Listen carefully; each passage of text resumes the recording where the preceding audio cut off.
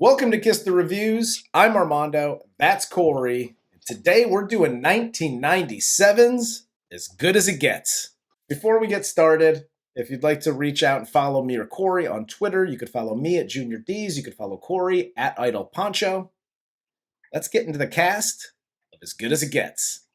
This film stars Jack Nicholson as Melvin Udall, Helen Hunt as Carol Connelly, Greg Kinnear as Simon Bishop, Cuba Gooding Jr. as Frank Sachs, Skeet Ulrich as Vincent, and Shirley Knight as Beverly. This movie, when it was requested, I almost immediately wrote it off. I've done that to a couple of movies that have been requested. I'm like, ugh, that's not going to hold up. I immediately thought that about this one. It's still a good movie, man.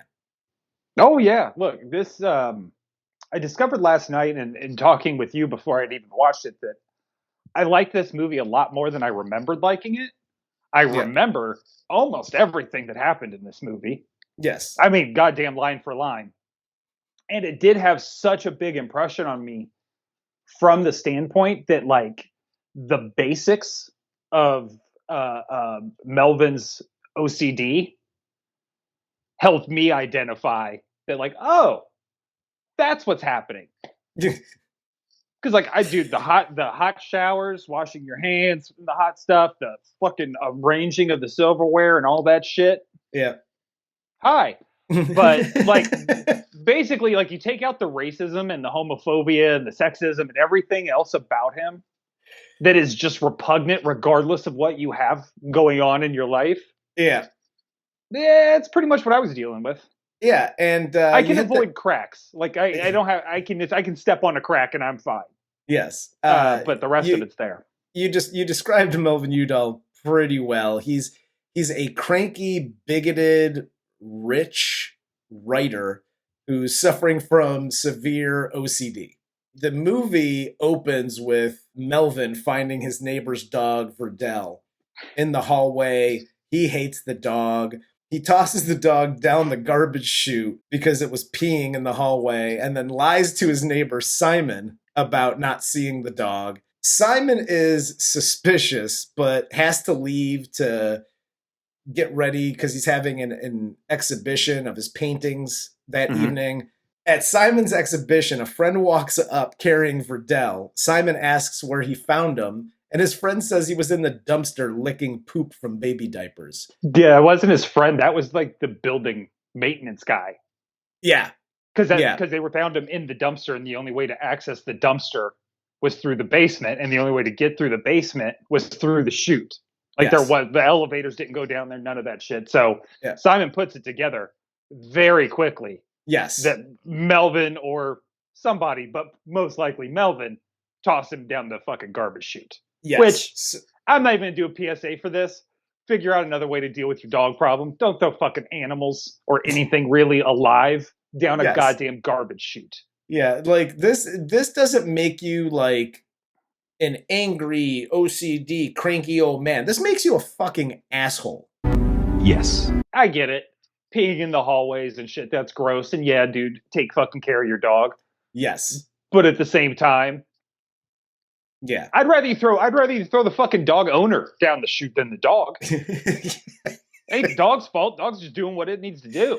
Exactly. So Frank and Simon go to Melvin's apartment. Simon is very non-confrontational and immediately backs down to Melvin once Melvin starts getting in his shit. Frank then confronts Melvin about Verdell, saying he won't tell Simon, but Melvin owes him one. And they get into their little like back and forth.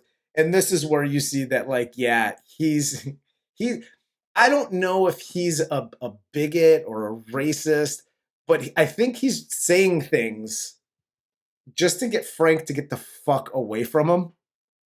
Oh, it's all defense mechanism. Yeah. I don't think he is really those things. Because he ends up, once he's taking the pills later and he can have a conversation with Frank without bringing up his race or insulting him. You know what I mean? He can have normal conversations with people. But when he is put upon, which is everybody is talking to him, is putting shit on him or pressure on him, he fucking blows up.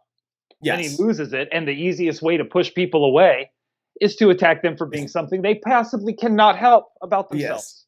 Yes. Yeah, well, and he goes to the jugular. It's, what can I say to this person that is like the meanest, rudest shit? So they'll just be like, fuck this guy, and they go away, and I can go back to being by myself. And that's the way I like things.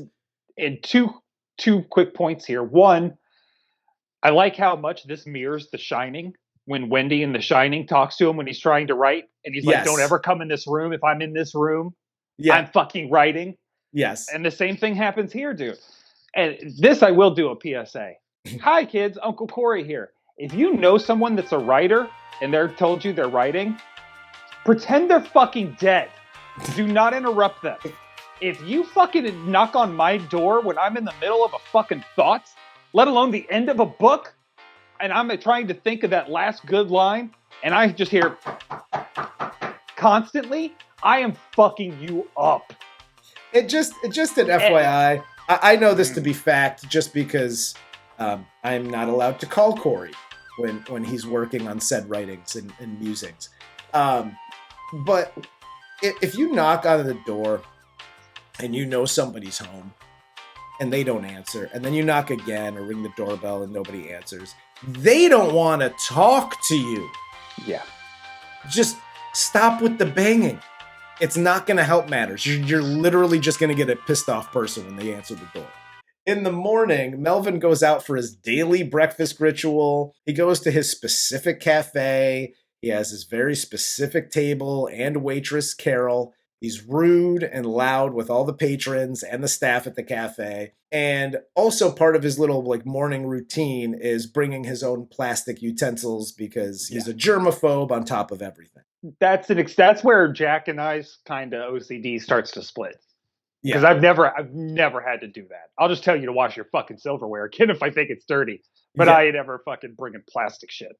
We find out that Carol here very quickly has a sick child who has severe asthma. She lives with her mom and her son.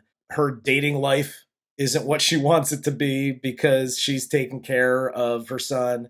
We see this when she brings her tool of a fucking date back to her place. And her kid is having a small, little attack, and the mother isn't much help here. We have to, I'm going to stop here, okay? Because I got a couple of things. And one is a don't do that has been in effect for, I don't know, since we reviewed Fear. Hi, guys. I don't care who you're dating or trying to hook up with. Don't scoop them up like, yeah, we're going to bang and this is gonna be great, and then lick their forehead. Nobody wants grandpa kisses. Nobody wants the licking of the forehead and the face and shit. Don't do it unless you're asked. I don't understand. That's just gross. The scooping up, the way he decides to mount her like he's fucking Fabio shooting a romantic novel cover, like a Harlequin romance. Fucking weird. The glass, everything about him. The way he grabs her tit is weird. He grabs it like he's never grabbed a tit before.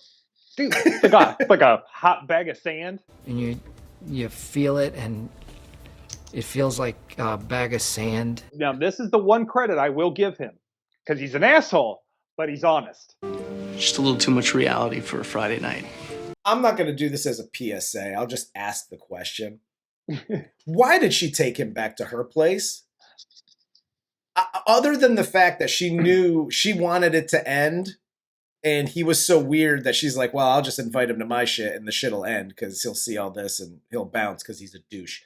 But when you're in this situation, your mom's home, she's taking care of your son's got a condition. There's no doors in this fucking place. Everything's separated by curtains. So you're going to have your mom and your kid just hear you fucking? That's gross, hon. Sorry. Yeah. So. Literally anywhere else. Yes. Anywhere. Anywhere else. And look, in the street. I get it. I will never understand how it feels to be a woman going back to a strange man's house, because essentially this dude is. Fair. And just making what is potentially an unsafe situation even more unsafe, being trapped in his fucking house. Especially with the forehead liquor. That's what I'm saying. So, totally will never understand that. Yeah. Do something else, though. Yeah. You don't have to go to his house, and I get it, she can't afford a hotel or something, but something else. Or here's an idea. Just fucking masturbate later and call it a day. Because it's probably going to be better than the fucking dick he's going to give you, no matter how bad you want it. Cut to Simon here, who needs a model to paint. And Frank gets one of his, like, dudes to hire a model, who apparently is just picking up homeless strangers on the street for weird sex things. And yeah, I don't get, was that guy Frank's friend or Simon's agent? I don't know. Because Frank is an art dealer. Simon Yes. is the artist. Yes. Lisa Simpson does something in this movie that I've a personal assistant or something. Yes. But I don't know who this guy is that's trolling for male models. Yeah. For Under male a models. bridge. Under Under a bridge. And it happens to be some homeless kid named Vincent, who thinks he's either doing a nude something or other or having sex with Simon, because Skeet Ulrich here, like, walking through Simon's apartment, just randomly taking off his clothes and to where he's just asshole naked in the middle of his apartment. It's just... Well, look, to Skeet's credit, horror is a horror and should do horrorish things. Well, then give me some direction, okay? When a straight person is playing a gay person or something like that, because that's been coming up a lot recently nowadays, where straight people, this movie is literally full of straight people playing gay people. Yes. Okay. 2 of the 3 had really great careers after this movie, being Greg Kinnear and Cuba Gooding Jr. Yes. They're both wealthy. They're fine. What did they do? They played it straight and narrow. They were just guys who happened to be gay. The makeup of their character was not their homosexuality. Correct? Yes. Yes. Absolutely. Skeet Ulrich went over the fucking top and was twirling his fucking hair and had the weird fucking voice and was doing everything he fucking could to make sure you really fucking knew he was gay. Yes. Really haven't heard from Skeet an awful lot since then. You were right.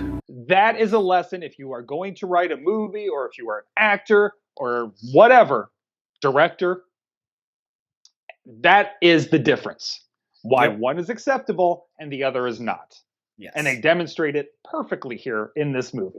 And Simon finally gets this painting done of Skeet Ulrich. He finishes after about a week or 2, but Vincent gets his friends to break in and rob Simon. Simon finds them going through his shit. They beat the hell out of him, and they take off. Fuck him up. Dude, who gets beat up with a fucking coat hanger? Like, it was one of those big, tall coat stands. And we're not even talking about Mommy Dearest coat hanger. We're talking like... Oh, yeah. We're talking about a lamp pole looking thing. I'm going to do a quick don't do that here, too. Hi, everybody. And especially thieves. I know these guys are vagrants in this movie. Like, they're kind of homeless. Gang, whatever. But they are the worst robbers ever. He literally has a 6-foot-tall painting of you, the ringleader, in his fucking family room. And you robbed him. Okay? And here's the other thing. Cops, okay? There's a 6-foot painting of the leader in my family room. Why are you knocking on doors and asking questions? Because I'm going... I painted him. He looks exactly like that. This isn't some weird cubism shit. It's a lifelike painting of the fucking leader that robbed me. Go find that guy. Oh my God. I could just see Christopher Maloney and Mariska Hargitay walking down the streets of New York under bridges, holding a 6-foot fucking painting, being like, is that the guy? No, I am. Simon gets really fucked up here. He gets put in the hospital. You said really fucked up. Simon looks like a goddamn Frankenstein's monster. he has more skin from his ass on his face than he does original face skin. Dude, he looks like the Elephant Man at this point. Like, it's fucking crazy. Like, He literally says, "Give me a mirror." Take a look. Oh, shit. When I remembered this film, I initially remember it, and again, I misremembered it. I remembered it as a hate crime. I totally forgot about they were robbing him.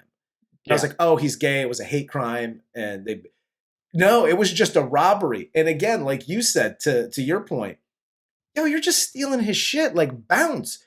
You got to beat dude like that? Like, that's crazy as hell. Don't do that.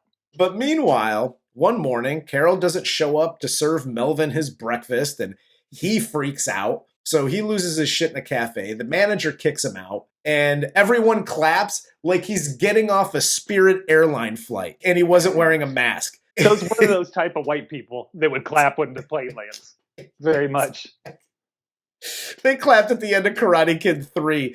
So he gets Carol's name and apparently address from an employee, and he goes to her apartment to see why she isn't at work and when she'll be back. So Carol here does the right thing at first, kicks Melvin out, and Carol leaves to take Spencer, her son, to the emergency room and sees Melvin hailing a cab and basically steals his cab. So Melvin goes to then his editor. His editor's husband is a doctor, and he convinces her to have her husband see Spencer and, make sure that he's okay and gets the medical attention that he deserves and yada, yada. And this is one of the best lines in the movie. Yes. Is when the chick approaches him from the reception area. How do you write women so well? I think of a man, and I take away reason and accountability. Nobody wants to tell a rando every fucking minute of every fucking day what they were thinking when they wrote a fucking sentence. Just shit. Even if what he says is just a defensive maneuver to push her away, another person to put 100% what I would do in that same situation, because I don't want to fucking talk about it. Yes. At all. Yep. So telling, just that whole scene is just fantastic, and I laughed so hard. I knew it was coming, and laughed still so fucking hard. I've laughed at that line every time I've seen it delivered.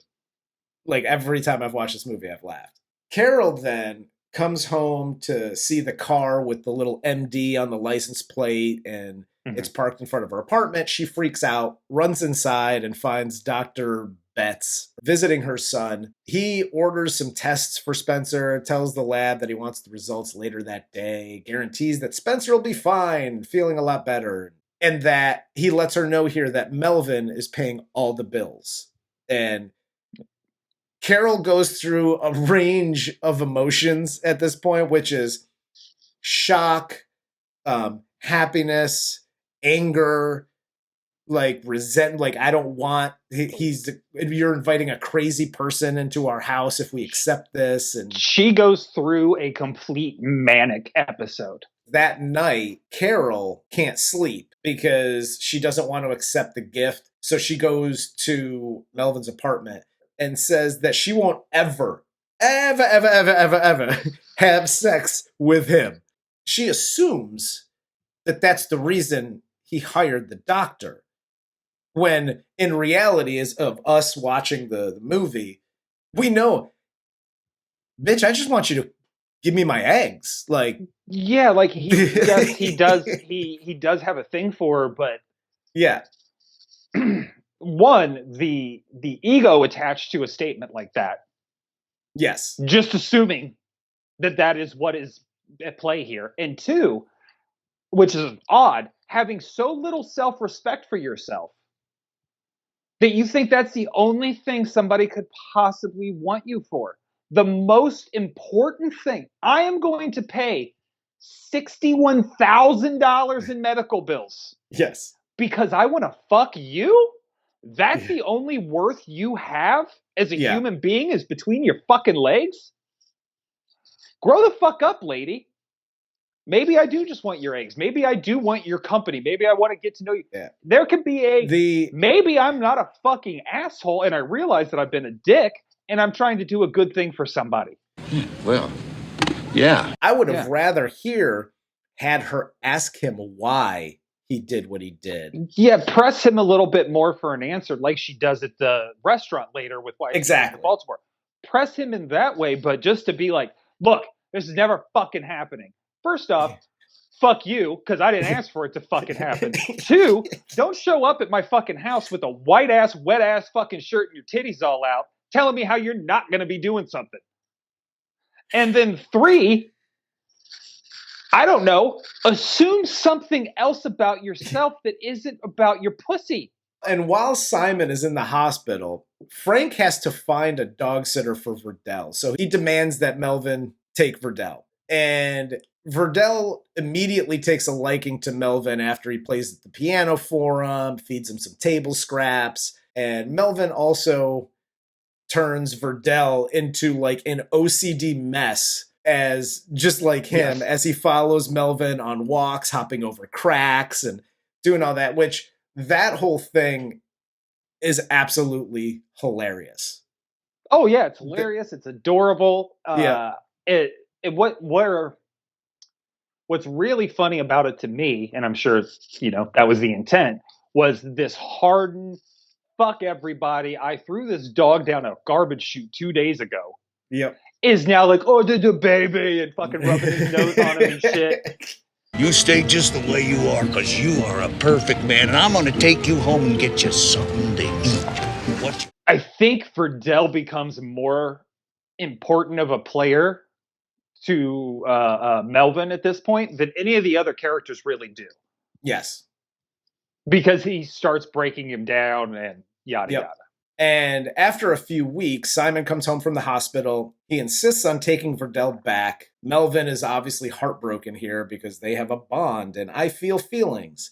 He's happy when he's asked to take Verdell on daily walks because Simon can't go out because he's still in a wheelchair. And the next few scenes where Simon's at home and his life is progressively getting worse and worse. Yeah. I can smell his apartment. Like when Jack comes in and goes, this place smells like shit. I'm like, I know, right? Like I could smell it too. They set it up perfectly because he's going into this downward spiral. Frank, along with Lisa Simpson, tell him that he needs to reach out to his parents because he's broke. And at first he refuses, but then changes his mind when he realizes how broke he really is.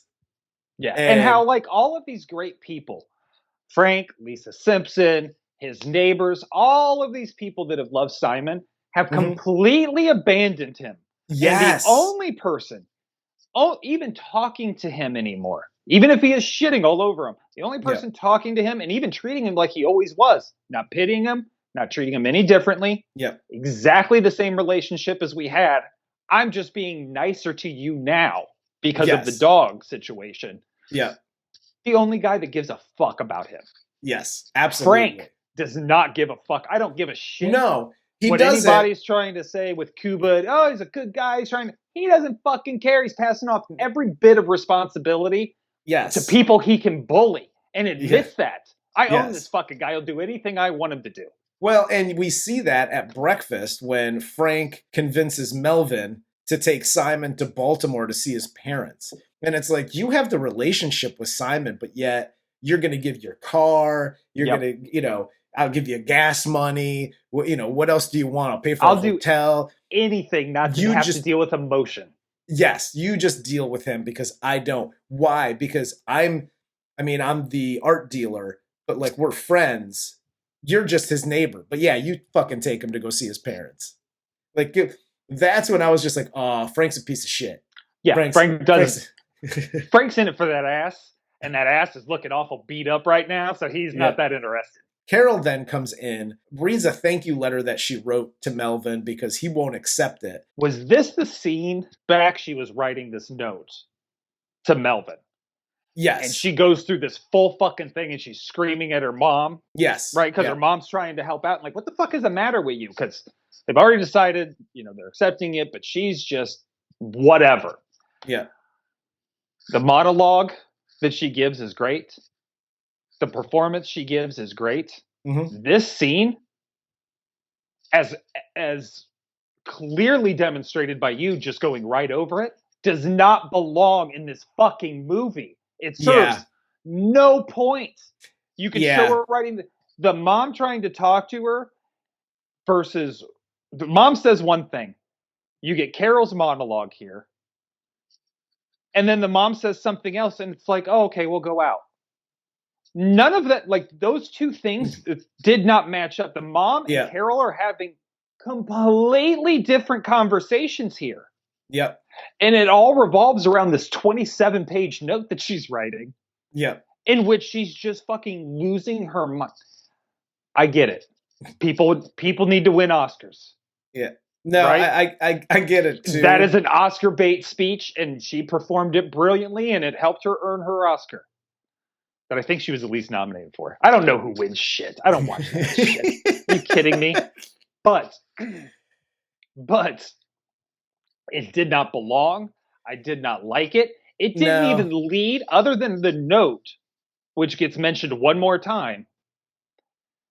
It didn't lead to anything in the next scene. You just see him walking down the street, and they're like, okay, life's getting better. What I liked about this is she comes in with the note, and Melvin won't accept it.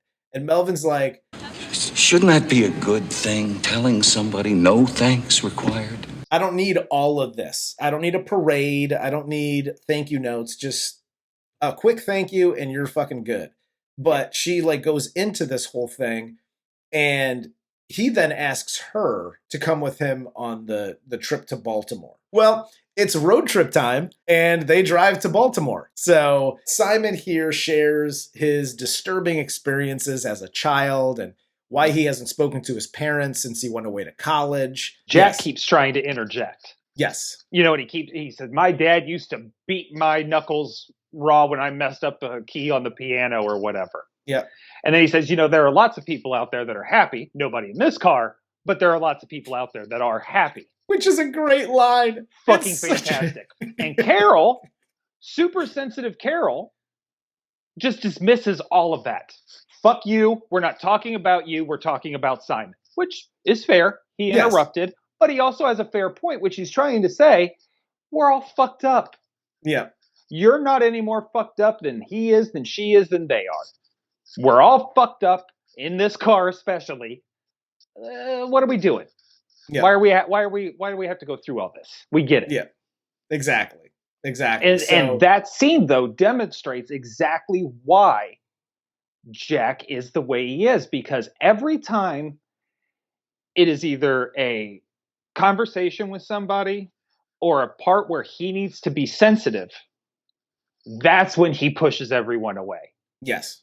And if you have a hard-ass father like that who's beating the fuck out of you because you miss a note on a piano when you're learning as a child, of course you're not going to expose any of your liabilities or you know, anything that can make you vulnerable. After they get to the hotel, Carol gets some good news while she's on the phone with her son, and her son played soccer and scored a goal, and she wants to celebrate because she's so happy that her kid is actually like better now. Her and Melvin go to dinner, and it's a complete and utter shit show from the time they get to the restaurant to the time Carol basically storms out.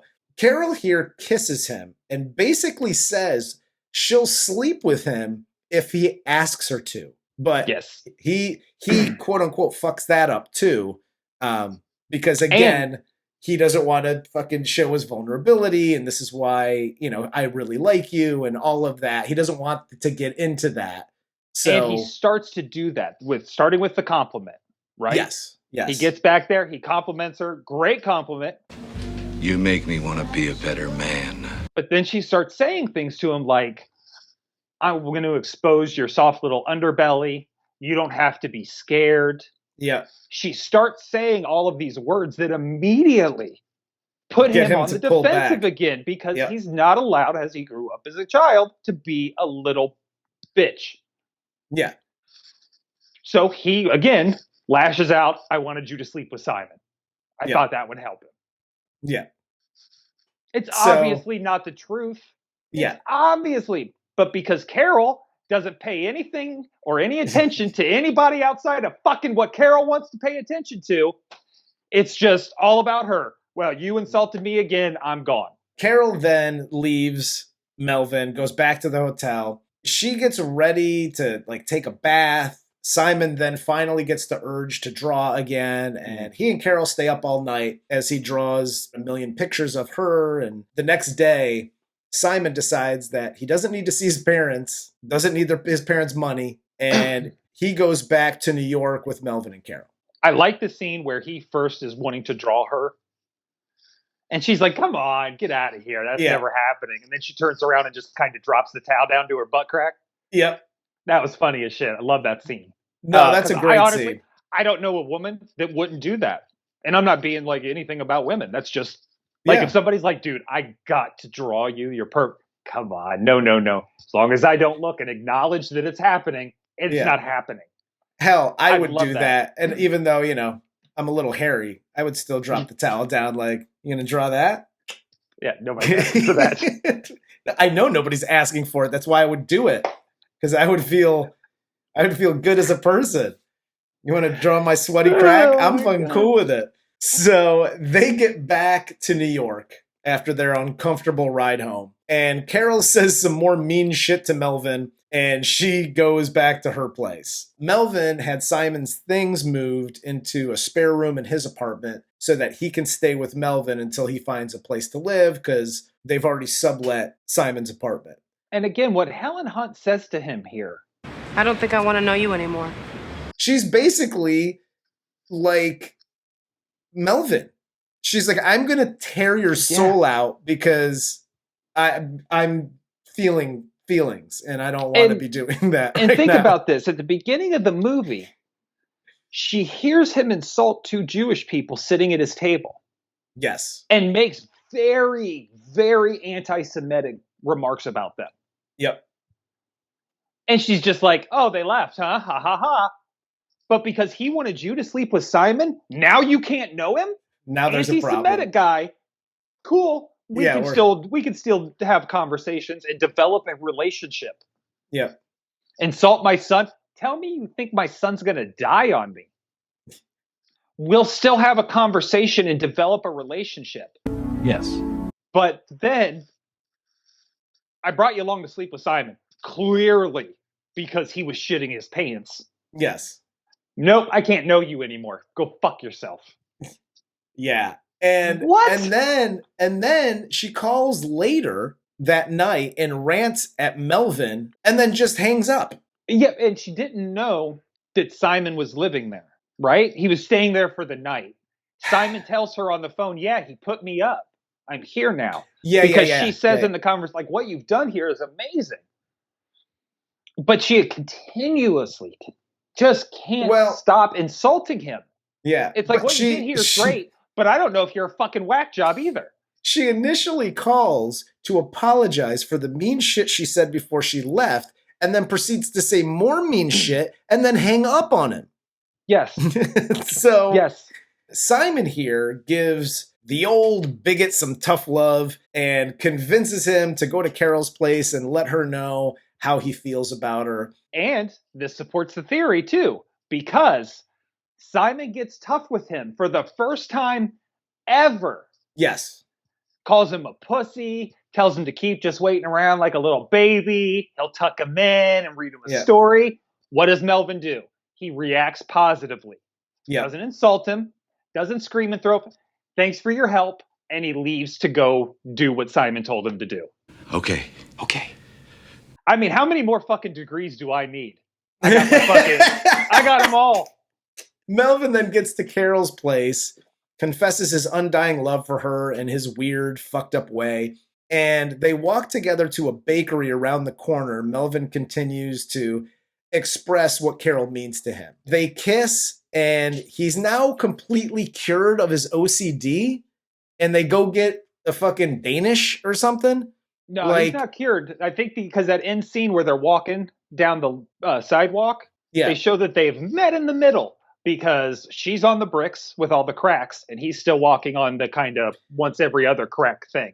Yes. No, you're absolutely right. But then after they kiss, they walk to the bakery and it's the bricks, and he walks on the bricks, and he looks down and he just goes, and then walks in. It's like, I'm cured of my OCD. I'm like, I'm pretty sure that's not how that works, but cool, whatever. The excitement of the potential of getting laid got the betterment of his OCD. This is my last power problem of sex. That's right. This is my last problem with Carol as a character, and I'll leave her alone. She says, "See, it's 4 a.m. Walk sounds a little screwy to me." To where Jack says, "Let's go get the rolls. There's a bakery right down the street." Yeah. Bitch, you leave your house in a fucking nightgown and house slippers. You're walking the streets of Manhattan in a nightgown and house slippers, but you think he's crazy. At least he's dressed, you fucking nut. By the way, they're what in are we New York. talking about here? They're in New York City, correct? Yeah. I'm pretty sure you can walk around at any time in New York City, and there's some bitches walking around. Yeah, I've heard a rumor that city doesn't sleep. No. Did you think that was a fun fucking slogan, you moron? I don't know. This is the last thing I'll say. I think the movie's fantastic. I love it. Clearly, love this movie. However, Hollywood, for the love of fucking God, quit casting 30-year-old women to be romantic leads with 70-year-old men. Dude, it ain't fucking happening. Thank you for bringing that up. That was the one problem that I have, and I get it. Back in like the 70s, maybe even into the 80s, like Jack Nicholson, good-looking guy, even though he looked like he was 50 when he was 20, but whatever. Neither here nor there. No. So he always looked like a good-looking older man, even when he was 22. But he continued to get these roles, and these characters were written for him or for whoever, that he got the roles that he's 60, he's 70. Your love interest in the movie's 25. The fuck out of here with that shit. Yeah, Nobody wants to see that shit no more. They're not like a college student or professor. You know, we get it. Yeah. Things happen, people fuck. Yeah. Not relationships. Yes. He's in full-on committed relationships with women that are so much younger than he is that he's not even realistically a viable candidate. Yeah, exactly. You know what I mean? Like, Yeah. when Helen Hunt's saying, "I'll never sleep with you," she should have said, "Because you're my fucking mom's age." I was gonna say that he should be fucking her mom versus her. Like, that's his grandson, not his stepson. Yeah, like I that was the one thing. And again, for as grotesque of a character as he is, okay, maybe if you're Bradley Cooper and your personality is that grotesque, will I give you a pass and sleep with you? But hey, Jack, bruh, that shit ain't happening. You're grotesque at face value, at first glance. You're a grotesque person, and you look the way you look, and I'm done. I'm out. Yeah, I'm not giving you any chances. No, man, you've just reached that point where you don't go after the younger, whether it's male or female. You don't go after the younger ones, man. Like once you reach that smell, and you know what I'm talking about. Once you reach that smell, you're done. Stick with your own age group. Bitch, you got liver spots. I ain't fucking with that. No. Stop it. No. But yeah, other than that, no, I thought this movie was great. Yes. What movies do we have coming up, Corey? Oh my God, we have Ghost Dog, we have In Too Deep, we have Cocktail, we have Time Cop, and Hard Target. We're doing a Jean-Claude Van Damme double feature that is going to be amazing. It's gonna blow your mind. Fucking A right it is. And Armando's gonna do the splits. You're goddamn right I'm not. So with that said, for Corey, I'm Armando. This is Kiss the Reviews, and this was 1997's As Good as It Gets.